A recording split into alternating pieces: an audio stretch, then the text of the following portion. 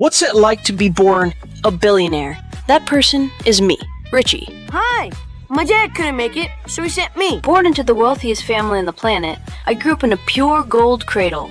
Suckle I'm a golden pacifier, with diamonds and cash as my playthings to make me laugh. Dozens of servants attended to my every need.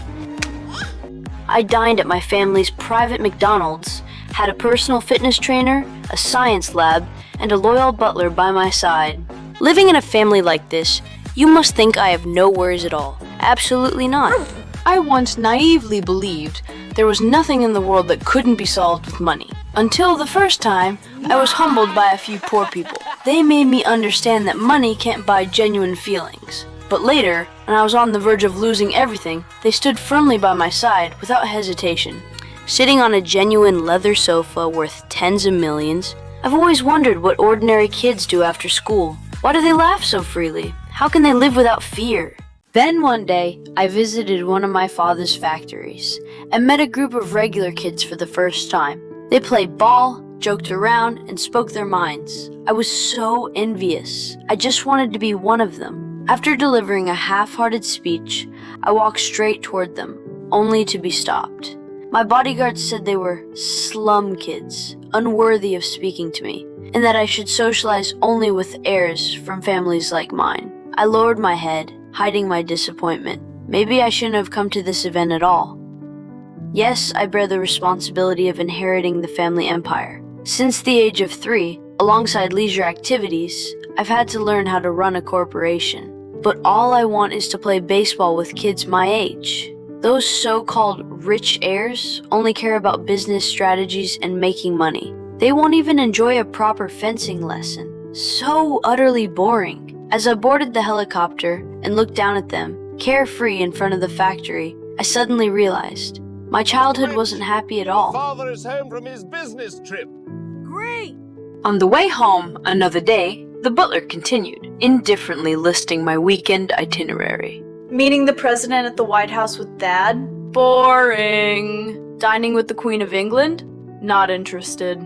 All I want now is to make friends. Real friends who share my interests. I told the driver to take me to United Tool Factory. Sure enough, they were playing baseball. Straightening my tailored suit, I put on my business negotiation demeanor and asked to join them. So what are you doing here? Well, I was wondering if maybe I can play with you guys. But they actually refused me?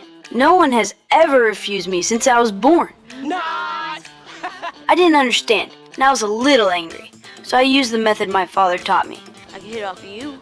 You don't want to play with me because you're not good enough, right? The provocation worked. They turned around, their eyes filled with disbelief. I succeeded. They proposed a bet. If I could beat them, they'd let me play. $10,000? I just happen to have it on me. Not 10,000. $10. Oh, $10. Okay. The field here was nothing like at home. Uneven ground and sand everywhere. On my first try, I tripped and fell. Their mocking laughter and disdainful looks couldn't defeat me. I wasn't just going to win, I was going to be their friend. Finally, on my second attempt, I hit a perfect shot. I won a round. Not with money, not with high-tech gadgets, just me, Richie Rich. Can I play with you now? I asked, already eager to invite my new friends to my house. They laughed, but it was a laugh of scorn. What they said next left me frozen in place. I don't want your money. I said take it. You don't belong here. They said they weren't interested in my family's estate, handed the money back, and told me to leave the factory. They even mocked me as an outsider. Turns out, in their eyes, I was just some rich kid trying to buy friendship. At that moment, I felt worse than when I'd lost the game. What did I do wrong? Why is it so hard to find real friendship? Barry, Madam, what's bothering Richie? he tried to make friends with some children yesterday. It wasn't a great success. Poor dear. I returned home, dejected, convinced I'd never make friends. But to my surprise, the butler had prepared something special.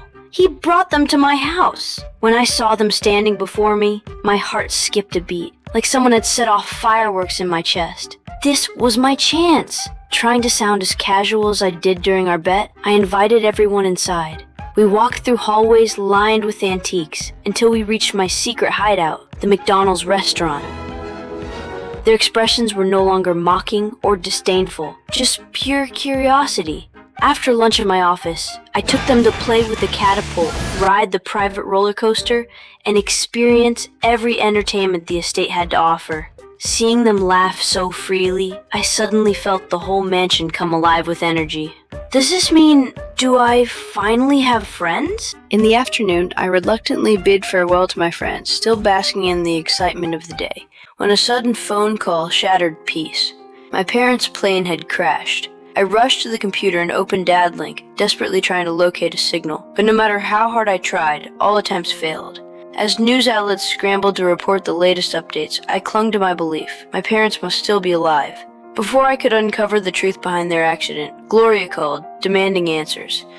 My mom and everyone else got fired. It turned out that in my parents' absence, my uncle, the second largest shareholder, had taken over the company and immediately shut down the factories my father had invested in. As a merchant's son, I'd inherited my father's sharp instincts. Clearly, the plane crash was my uncle's doing. I couldn't let him destroy my father's life's work. First, I reassured Gloria. I couldn't let my friend grieve. The next day, I walked into the office on time, convened a shareholders meeting, and announced that, as the heir, I was taking over the company. I say we start right here.